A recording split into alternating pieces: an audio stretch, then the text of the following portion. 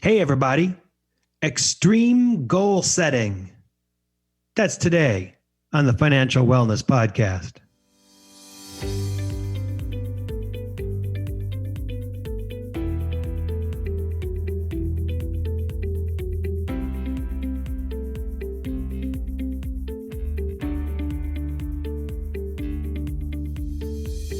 Welcome to the Financial Wellness Podcast, Dave's weekly message to keep you on your path to the financial success.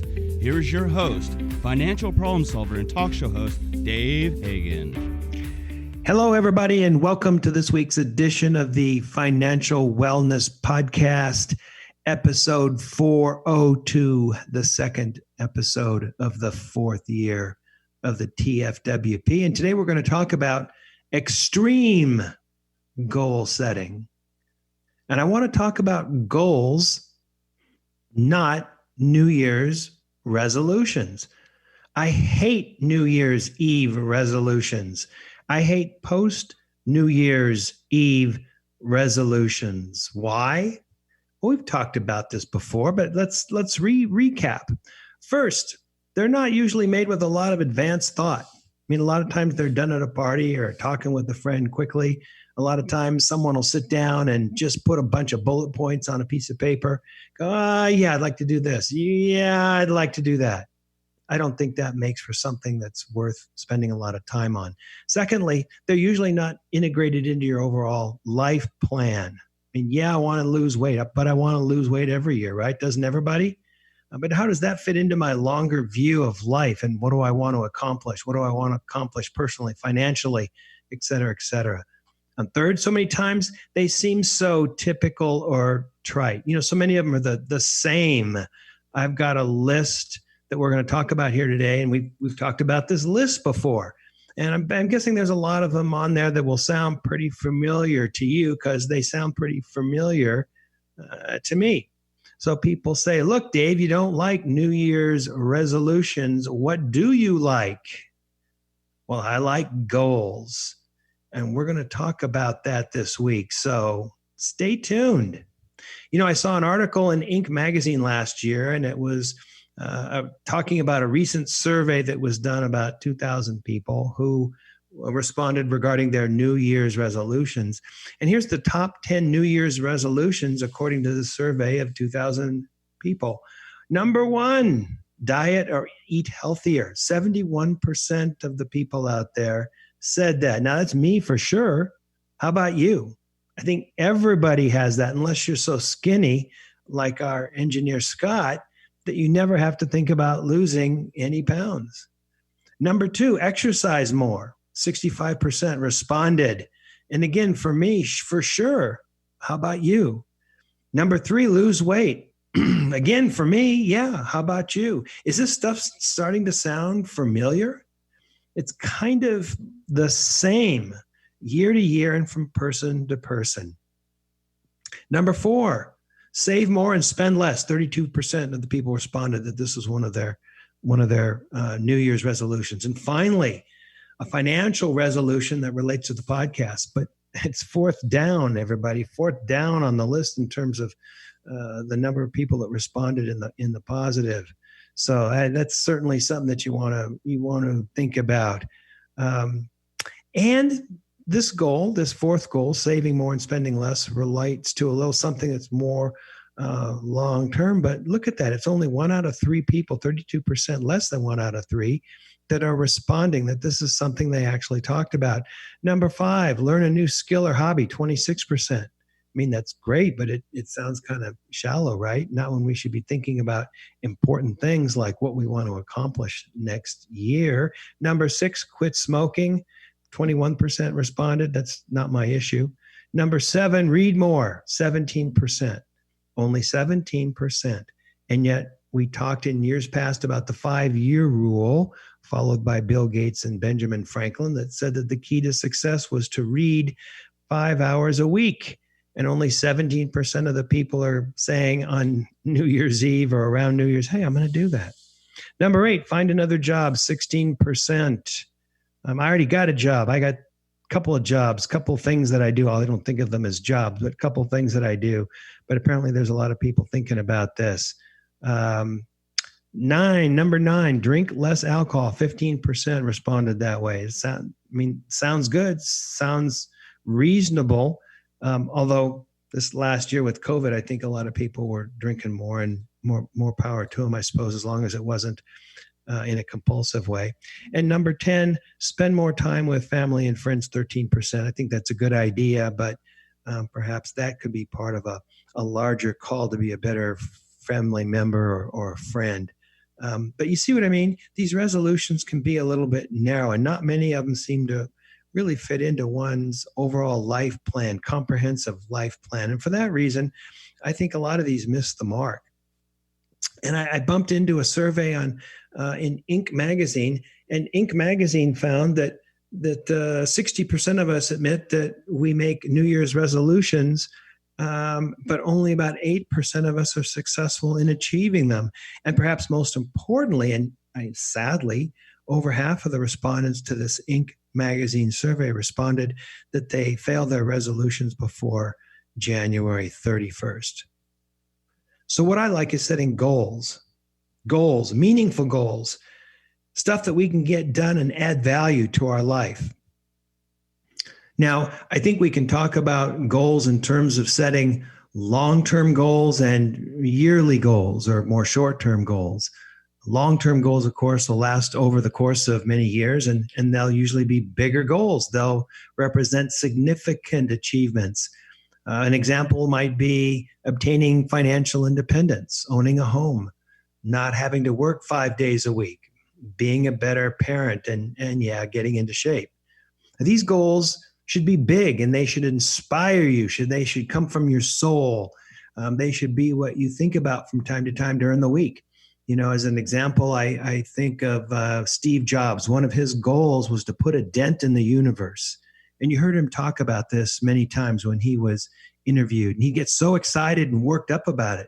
He wanted to do something significant that changed the course of society. And I think we could argue that he probably succeeded in that goal on several accounts, even though his life was tragically cut short.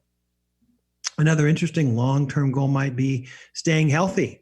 This doesn't mean losing weight necessarily. Rather, it means perhaps eating more correctly, getting some exercise, and taking care of your body and mind. And remember, we talked about the fact that the number one goal that people set is, losing weight and going on a diet.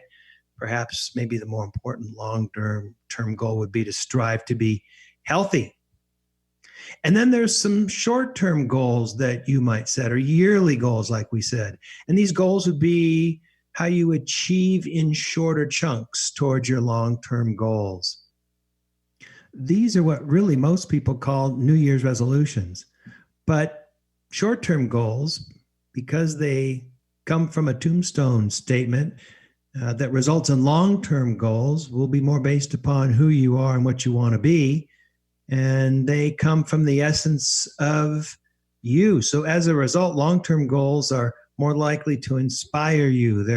You're more likely to follow them, and you're more likely to be successful. Remember, we said that only 8% of people achieve their New Year's resolutions. So goals or resolutions which come from the core values and excite you are much more likely to be achieved.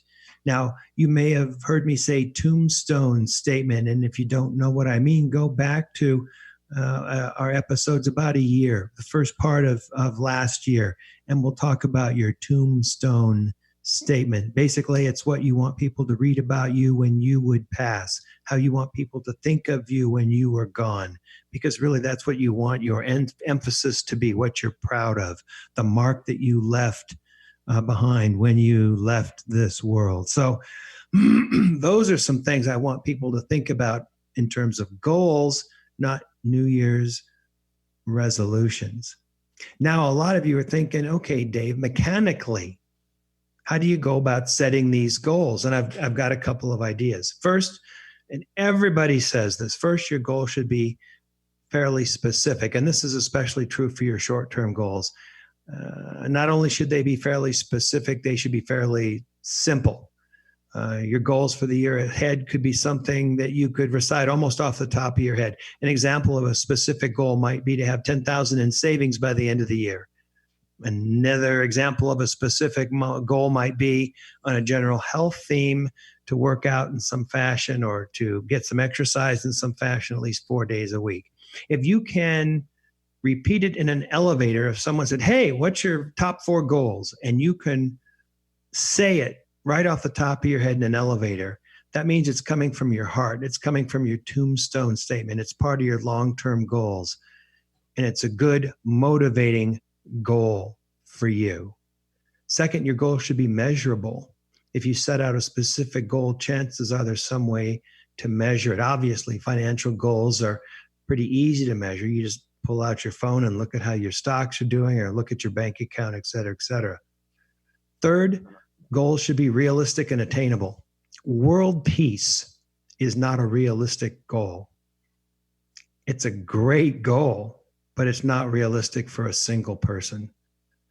Part of this also involves a goal it's right sized. That's part of this concept. If a goal's too simple, we'll accomplish it in the first month. If your goal was to be, hey, wake up every day, well, chances are you're going to accomplish that goal. It's not a very big or meaningful goal, but it's something you'll accomplish, but it's too simple. If your goal's too complex, you get discouraged and quit.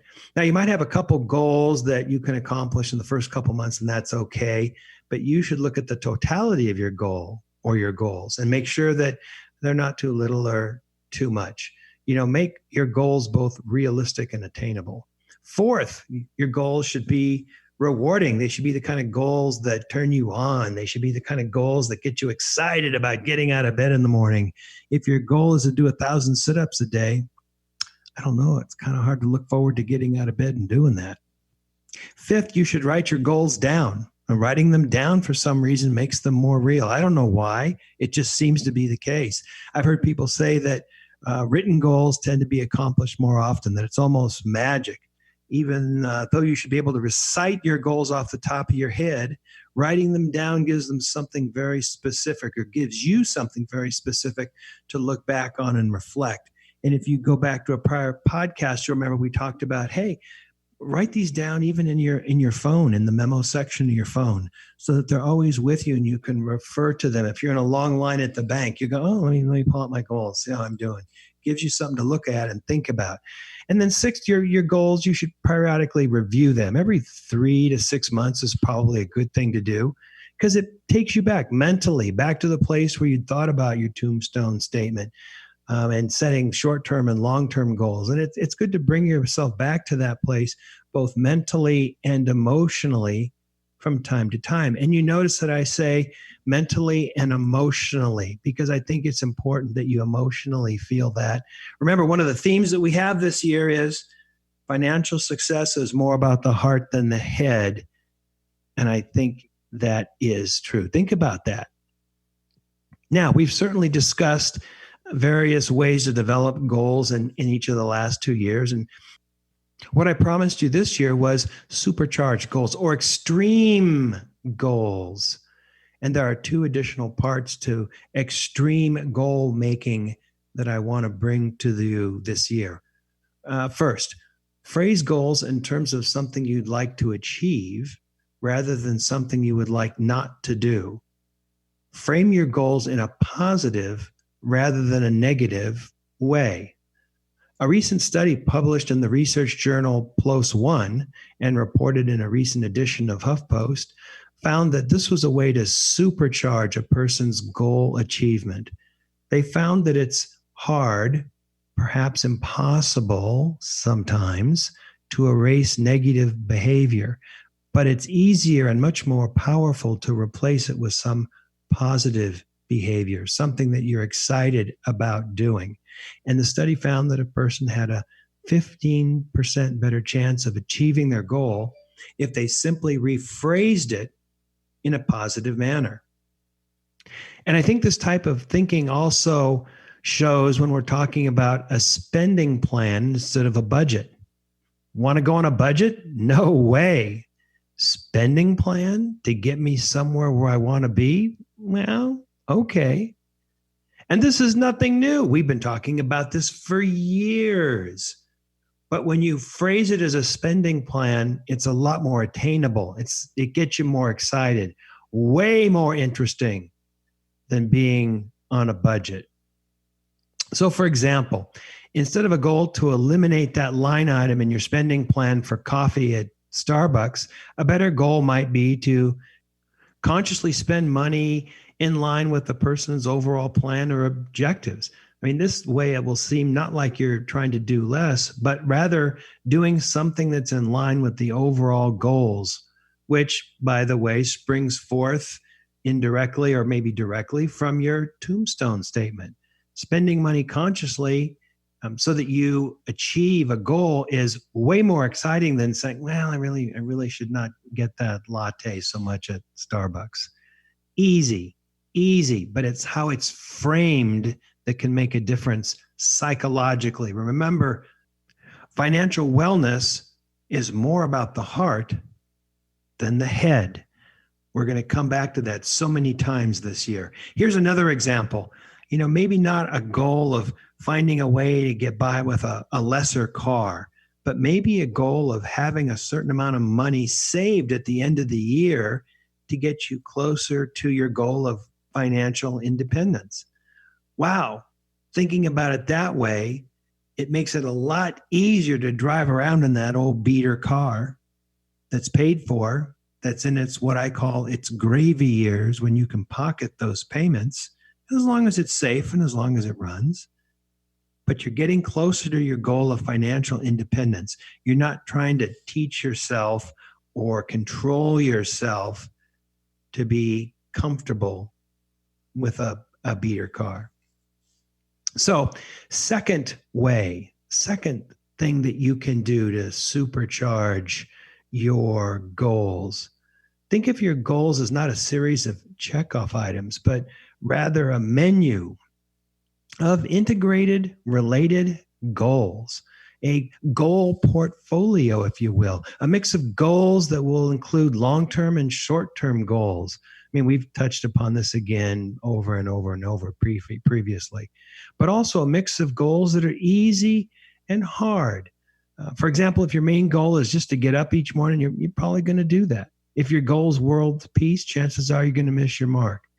But if you have a portfolio of goals that includes some easy goals and some tougher goals, and they relate to your tombstone statement, the package as a whole will be more meaningful and attainable. So think of your goals as a goal portfolio with different kinds of goals for different kinds of things. So what do you got to do? Well, go off alone in a park, in a restaurant by yourself, if you can find one where you can sit down inside, preferably do it outside, or go to a closet and think about your tombstone statements and write out your long-term goals to get there. And then write out your goals for this year. And then take a look at it and see what you have and see if they meet the criteria we discussed. Do you have a goal portfolio? Do you have some easy goals, some tougher goals, some short-term, some long-term goals? Take a look at your whole portfolio and see if it makes sense, not only for this year, but for pursuing your long-term goals and ultimately, I suppose, your tombstone statement as well. So stop and then come back to those after a few days and see if they really work for you after some reflection. And then put them in a safe place so you can look at them throughout the year. Again, I love putting them on the iPhone in a locked document so that you can look at those at a moment's notice. And then keep these goals in mind. Consider the elevator exercise so they're at the top of your mind. And I think that if you do this, the main goal setting strategies plus the extreme or supercharged goal setting strategies that we've talked about here today, I think that you will find that you will come up with a great set of goals and really be something that you want to pursue, especially in this year where I think there's going to be a lot of opportunity for a lot of people. Something to think about.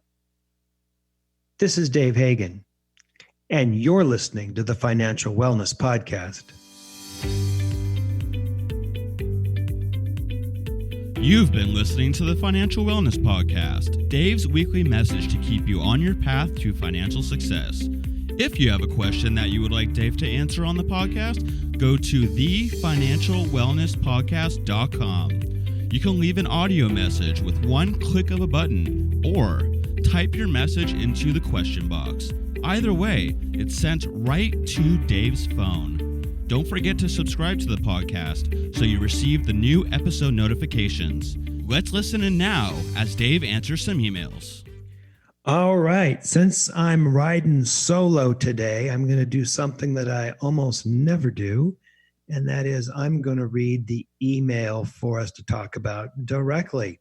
So we have an email here from Zig, and it says, Dave, 2020 was an interesting year.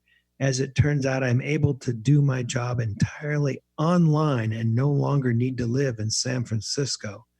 I'm thinking about moving to St. Thomas in the Caribbean, or even somewhere further away like New Zealand. I hear they have no COVID in New Zealand. What are some things I should think about when I consider this move? Signed, Zig. Wow. My first thought is congratulations, Zig. You can work outside of San Francisco, California, potentially the United States. Congratulations to you, and congratulations to you for thinking outside the box. You know, a couple of years ago, I think a lot of people were just content to say, well, I'll just live in the city and it's fine, and my friends are here and blah, blah, blah. And you're thinking outside the box, basically creating a new life, or at least new portions of your life. And wow, good for you. Now, while this is a newer thought, perhaps, it's been done in some fashion for years. I knew someone who did this years ago. This person was a Hollywood talent agent, and they lived in Maine. And they were simply using call forward and a new thing called a cell phone and a fax. Now, this was quite a while ago, obviously. And this person would show up once a month in Hollywood, fly across the country, and be seen at a premiere or seen at the Palm talking to clients and waving to people. So everyone would believe that she was in and about the town. And no one knew that she lived in Maine. And it seemed to work for her.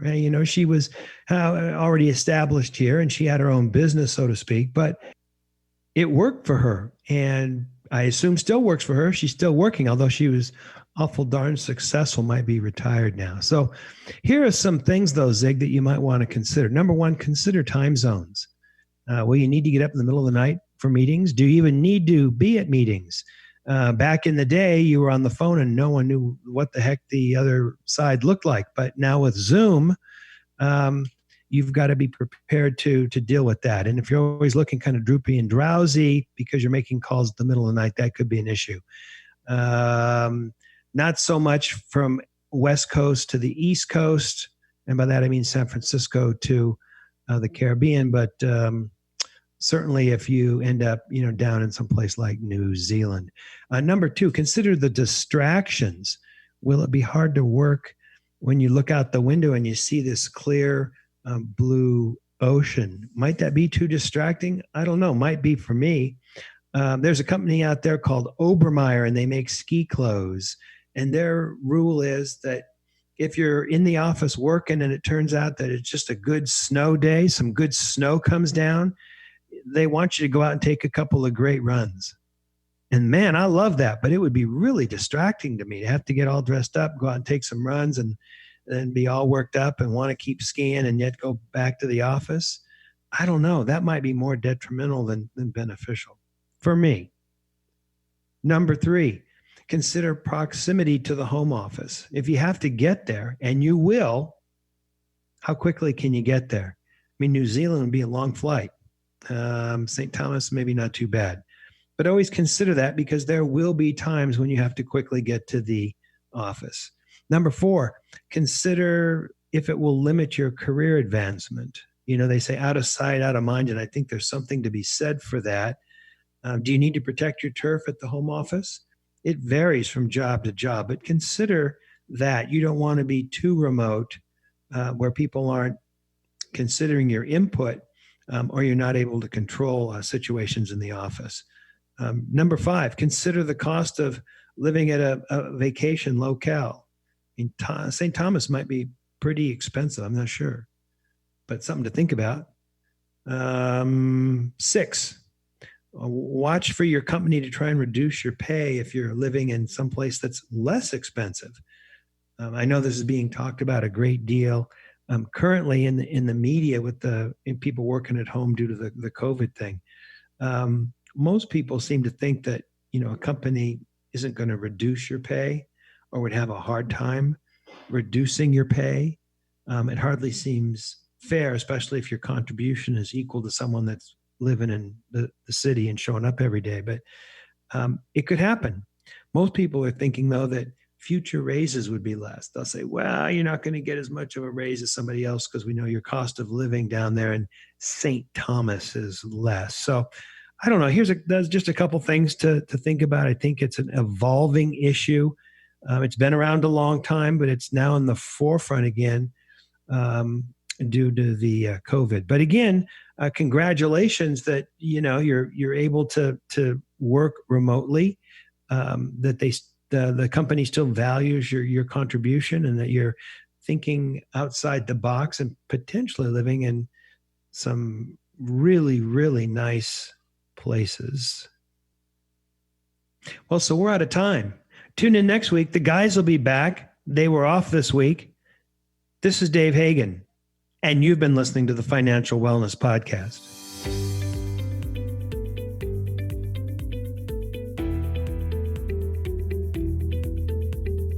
You've been listening to the Financial Wellness Podcast, Dave's weekly message to keep you on your path to financial success.